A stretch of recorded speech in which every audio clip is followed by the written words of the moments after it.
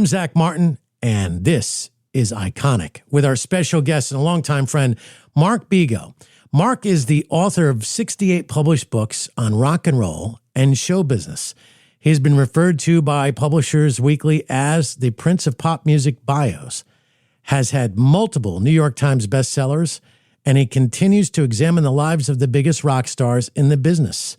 A list that includes Elton John, Mary Wilson of the Supremes, Michael Jackson, Billy Joel, Aretha Franklin, and dozens more. He got his start, I think, if memory serves correct, by writing all about the great Barry Manilow. Am I right? You're right. My first two books, Barry Manilow and The Captain and Tennille. There you go. I couldn't figure the second one, but Barry Manilow. And you and I have been friends, believe it or not, Mark, for over 20 years. Isn't that crazy? It's crazy. Where did time go? I don't know, but you're one of my favorite people. I love you like a brother. You know that. Anytime. Thank you. Likewise. My door is always open. You can crash at my house. If you crash here, you have to cook for us because okay. You are an amazing chef I can cook as well. like a rock star. Oh my God, yes you can. But we're going to talk about the rocker from Joe Cocker, one of my favorite rock stars of all time. I don't know why I was fascinated by Joe Cocker. Of course, there's the Saturday Night Live bit where you have John Belushi doing the imitation of him, which is just funny. That's all I could say. Now you have this book with a lot of help from his friends available right now. And this is a must-have for rockers. I can't wait to delve into this book. I'm sure that I am going to read it because I think, correct me if I'm wrong, Joe Cocker, I think, is underappreciated as a rock artist. Oh, I completely agree. In fact, one of the things that I've picked up the banner of is let's get Joe Cocker in the Rock and Roll Hall of Fame. Can you believe he's not in it? You know, I don't mean to demean people, but Missy Elliott is in the Rock and Roll Hall of Fame. Run DMC is in the Rock and Roll Hall of Fame. Dolly Parton is in the Rock and Roll Hall of Fame. And I love all of them. But no Joe Cocker? What is going on here? That's crap. Also, too, Bad Company's not in there. Paul Rodgers is not in the Rock and Roll Hall of Fame. Styx is not in the Rock and Roll Hall of Fame. I can go down a list, and it just makes me wonder what's going on at the Rock and Roll Hall of Fame. What kind of drugs are they taking? Well, there's a lot of politics. A lot of politics. No kidding. Jan Winter's favorite group in the entire world is the Velvet Underground. They had one album. I never liked it. Never liked them, but they're in the Rock and Roll Hall of Fame. I wonder if the Stooges are the Stooges in the Rock and Roll Hall of Fame. I somehow doubt it. And what about the New York Dolls? They may be. Yeah. They may be. But we know that Joe Cocker, basically we know that Joe Cocker is not there. And that's not right. I always thought that he was in. That's why I didn't bring it up. So obviously we have a problem with the Rock and Roll Hall of Famer. And taking it over to the sports side, Mark, you're the Hall of Famer or you're not a Hall of Famer. There's no such thing as being on the bubble, right? So the same thing with Joe Cocker. It's true. Well, you know, and it comes back to what you said, like Joe Cocker hasn't gotten his due respect from a lot of people. And when I started this project and I mentioned, what are you doing, Mark? Well, I'm writing a book about Joe Cocker. Oh, is he still alive? Half the people I talked to had no idea he's been gone for almost 10 years now. That's how far out of the spotlight he had fallen, which is a shame because he made music right up till the end of his life in 2014. Well, let's go back in time. Let's go back to around 1969. Of course, he's at Woodstock and he's singing up on stage. And then he had this amazing album. Mad Dogs and Englishmen. Right. Okay. Mad Dogs and Englishmen. And I'm not so sure. I don't know if Dave Mason was part of that or not, but that doesn't really matter. I understand that the story that I got from that time is he was spending money on everything like water, like we drink water. Well, he had no idea of money concept, of the music business. He just wanted to go out there, get drunk, give a show, give his all on stage. Never thought about the business side of it. And then and you're absolutely right. When he became a huge rock star overnight, he expected the money to come rolling in. Well, he really didn't pay attention to the business. And after he had toured with the Mad Dogs and Englishmen tour, became the biggest album of his entire career. He, instead of continuing his career, going back in the studio and making some more great music while he was on a roll, He got into a big depression, laid on his parents' sofa for 2 years, did drugs and got drunk, and whined about the fact he had no money. But he wasn't making any money. Here he was in this position.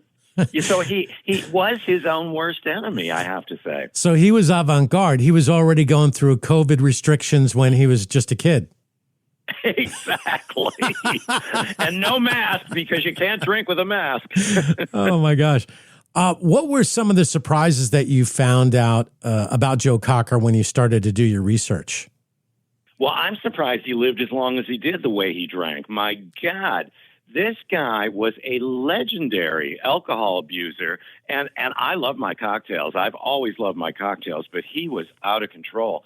I couldn't believe that he would get drunk before a show, continue to drink alcohol during the show. An unfortunate roadie would hold a plastic waste paper basket behind the piano. Joe would vomit during the show. Joe would come back up and continue singing and continue drinking alcohol and finish the show completely drunk. Wow. What was his We favorite love beverage? rock and roll, but this is ridiculous. Well, he took it to new. What was his favorite drink? Beer, whiskey, vodka, whatever was there, cognac, whatever. It had to be alcohol. I guess. Of course, there was heroin, cocaine, the usual mixed in. All of that LSD, stuff. Lots of LSD. Wow. And what was responsible for those gyrations he made on stage? What was that about? Well, the funny thing is, everyone recalls seeing him in Woodstock for the first time and going, oh my God, in the documentary, and watching him, I wasn't there at Woodstock, but I saw the documentary, right after it came out. It looked like he was having a seizure of some sort. Well, the problem was he was a frustrated musician. He used to be the drummer and lead singer of his band back in Sheffield, England. So he was used to singing while his hands were moving. And then he also was a frustrated guitar player who never played guitar. So he loved to play air guitar before air guitar, the term, was even coined. So when his band said, look, you're a better singer than a drummer, we'll hire a new drummer. You get out front and be the singer. So he did, but he didn't know what to do with his hands. And that's how that choreography or spontaneous whatever it is that he does on stage came about. Okay, you bring up a good point about a frustrated musician. There was a time, and you might remember this, where if you were the lead singer of a band, and we're talking Led Zeppelin, Rolling Stones, The Who, and there was this thought that you weren't like the other musicians in the band, that if you didn't play an actual instrument, you're not on their level. So if you'll notice, there comes a time where even Robert Plant is seen with a guitar, and then you have Roger Daltrey for Eminence Front going, din, din, din, din, din. Okay, Roger. Okay, fine. And in Robert Plant's defense, he was mean on that harmonica. And I think Joe Cocker played harmonica as well, right? Occasionally, yes. Yeah. Occasionally, yes. So I think that was the pressure of what people's opinions were at the time about your value in the band, besides being that lead singer and being a musician. Do you remember those kind of discussions that people would have back in the day? Well, absolutely. And when you look at the genesis of how he came out of bar bands, how Joe Cocker started out with, a group of friends of his in Sheffield, England. And why would you divide the small amount of money you made every week 6 ways when you could have the drummer and the lead singer be the same person and divide it 5 ways? So it was, it was more of an economical thing. But you're right. There was even a point where Joe Cocker did a Battle of the Bands that legendary promoter Peter Stringfellow put together in England. And one of the main competitions to Joe and his band were the Rolling Stones. And Joe got the better reviews. This was 1963, 1964. So you're right. You're absolutely right. The lead singer out front, you wouldn't want them playing guitar or drums or any of that. You wanted the focus to be on their lead singing. And that's, I agree. It forced Joe out into the spotlight. Yeah. And here's the thing about vocals and playing the drums. You ask any of the great drummers who do vocals, not that he's a great vocalist, but Carmine Appice, he really has to practice hard to play the drums and sing at the same time. Oh, you would have to. You would absolutely have to. Yeah, especially with the drums. And then it's a rarity where you see the lead guitarist also as the lead vocalist of the group, because the lead guitarist is doing all kinds of different, let's just say, musical actions while the rhythm is playing. Rhythm is a bit easier to play while singing because your voice is rhythmic and the guitar is rhythmic. I guess in certain ways the piano is rhythmic, but when it comes to playing drums, lead guitar, or hey, good luck doing the lead vocals when you're playing the sax. I rest my case. While drunk, Joe. While drunk, by the way, which to be able to remember all the lyrics while you're drunk is also a feat. Did he ever have problems with that on stage? Oh my God. The worst meltdown I learned about while researching this book took place at the Roxy in Los Angeles. He did a show that was going to be his big comeback after Mad Dogs and the 2-year hiatus he put himself on and some horrible years. He had a big single with You Are So Beautiful. A&M Records ran it at the Roxy. They invited Cher, Diana Ross, Mark Bolan. All these people were there to see Joe Cocker return to form. Well, unfortunately, his cocaine dealer returned to form before the show. And Joe got through one song, and in the second number, as Jimmy Webb was on stage playing piano and the intro to The Moon's a Harsh Mistress, which he had just recorded, Joe collapsed on stage like a Raggedy Andy doll. Just collapsed, and they put the curtain down. That was the end. A show and 2 bars of The Moon's a Harsh Mistress. Gosh, Complete meltdown. I wish I bought a ticket for that show. I'd be so happy. Can you imagine? Can you imagine? And can you imagine it being me buying the ticket? You know how I am. Oh, I'd be furious. I'd probably, will somebody wake him up, throw some water on. He better get up there. You would have gone on stage and slapped him a couple times. Joe, get up. Do you know how far I schlepped to be here? Do you know what it took to get here? You get up. Yes, exactly. You know what I did for these tickets? Come on. We're talking with Mark BEGO, a great friend of mine and of New HD, and what we're doing to try to create job opportunities for autistic people, those with other disabilities, and our veterans. So thank you very much for listening to Iconic. He wrote a book, and we mentioned it before, Joe Cocker, with a lot of help from his friends. It's available right now. And I'm looking at the dust cover, and I see something that really interests me as far as one of the quotes. When I think of Joe Cocker, I think of the word authenticity. I loved him. Woodstock legend Melanie. I got a brand new pair of roller skates. You got a brand new key. That's the one. How I just would never put together that combination. You want to explain how that happened, that you got Melanie to give you a quote for the dust cover and her relationship with Joe Cocker? Is it based over just Woodstock? Well, it's based on the magnificent combination of, they are both, this is my Joe Cocker book, and they were both at Woodstock. And Melanie, I've known for years and love Melanie. And the 2 biggest things in Joe Cocker's career, or let's say the 3 biggest things in Joe Cocker's career, Up Where We Belong, that huge song that was the #1 hit with Jennifer Warnes, which was his comeback, Mad Dogs and Englishmen, and Woodstock. So Rita Coolidge, who was part of Mad Dogs and Englishmen, has done her own book and related some of her experiences on the Mad Dogs tour. And I'd interviewed her, and a lot of other pieces of my interview are in this book. But Melanie was the one person I knew who was at Woodstock, went through a common experience with Woodstock, being helicoptered in to and seeing from above that 500,000 crowd, the 500,000 people crowd that was Woodstock, and getting on that stage and having to give a show and hold the attention of those people. She was able to do it, and then Joe Cocker was able to do it. So there was a commonality that I wanted to quiz her about. What was it really like to be a relative unknown on this stage? Both she and Richie Havens and Joe Cocker, the majority of the people that were there didn't know who the heck they were. And all 3 of them came up with huge recording careers afterward. So that made me curious to talk to someone who had been there and really shared that experience. And Melanie just gave me a beautiful insight and a wonderful introduction to the book, which starts out the way you just read. Melanie, this is a question out of nowhere. Melanie is from the Passaic area in New Jersey? Yes. Okay. Yes. As it turns out, my late mother actually knew her. Now, Melanie probably wouldn't remember my mom, Eleanor. Did she know her mom, Polly? Polly was her mom. Well, I can't ask my mom now.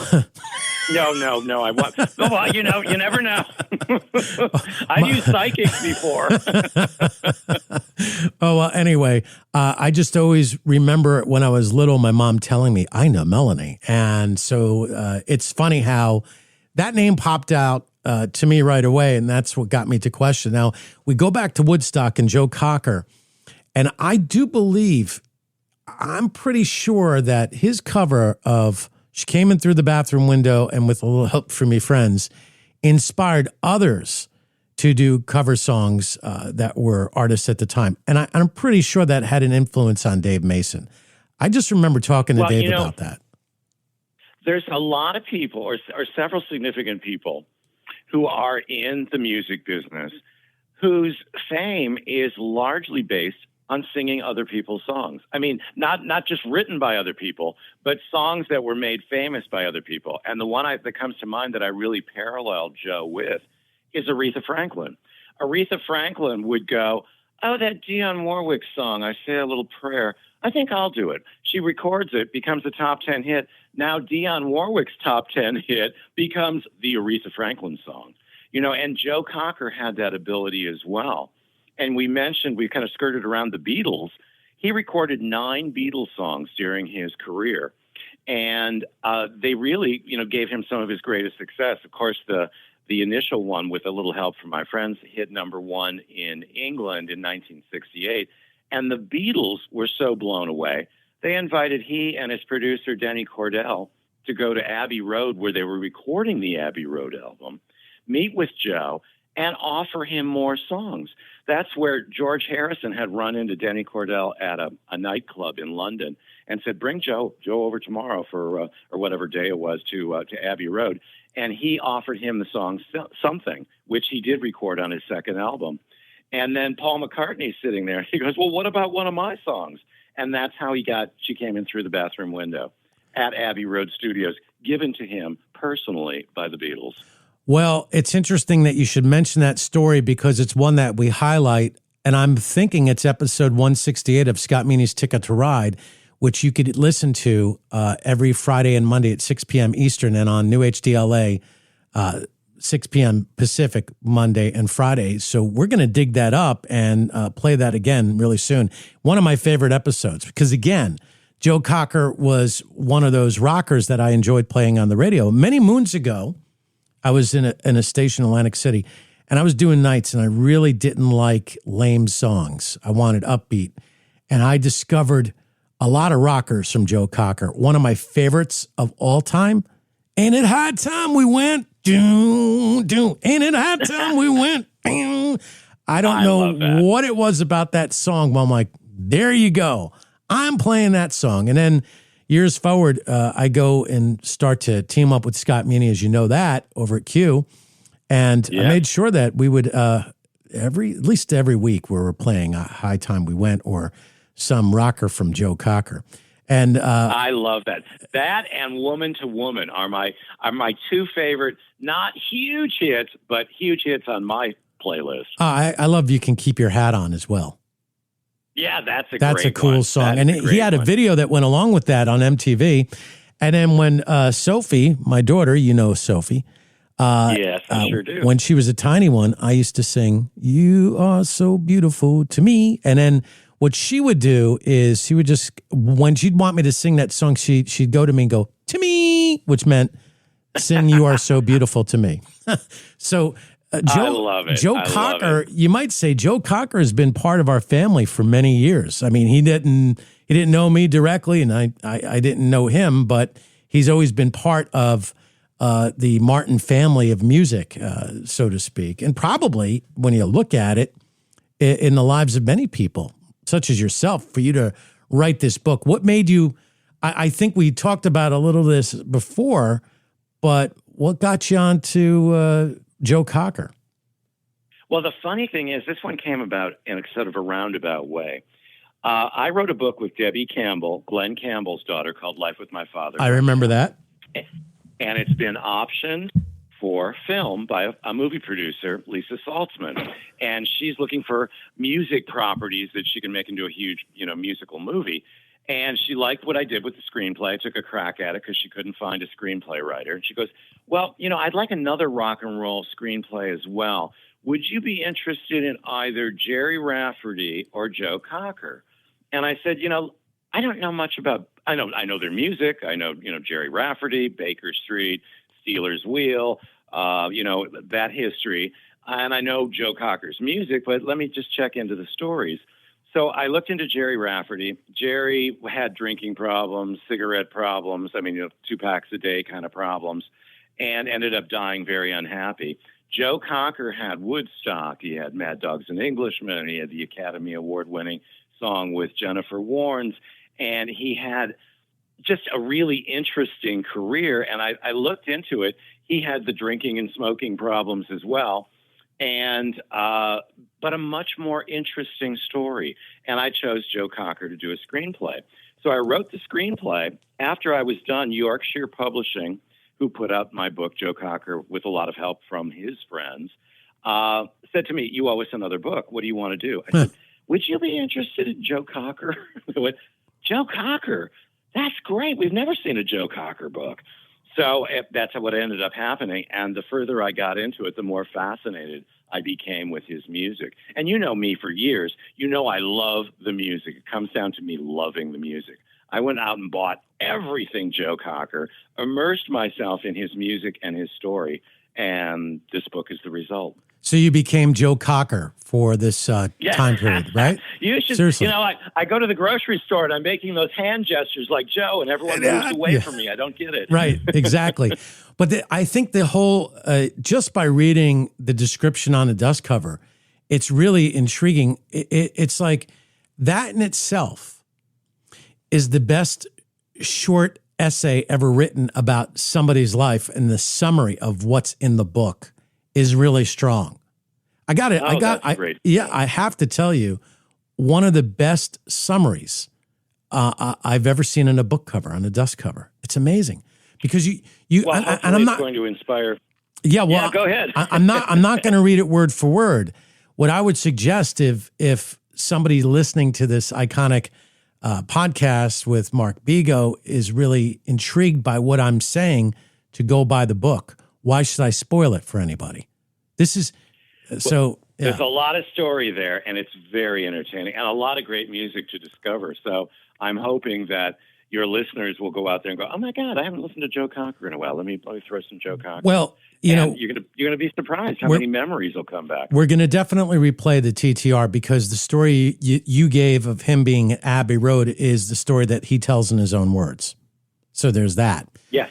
Plus, if you do end up having a movie about Joe Cocker, I should be in it, either as a disc jockey playing Scott Muni or as Joe Cocker himself, because you go. Right? I mean, that would be great. I don't know if I could ever act that well to pretend like I'm that, drunk or doped up, but I'll have a couple Guinnesses. Who would have been great to play him is Belushi. Yeah, exactly. Where's Belushi when we need him? When you look at that clip, Joe Cocker is doing everything he can to not lose it and just start laughing to where he can't even move. All of you out there who are listening to this, go to YouTube and get the John Belushi, Joe Cocker performance from Saturday Night Live. It's priceless. When Belushi comes up from behind him dressed identically, the look on Joe Cocker's face, like, what the hell?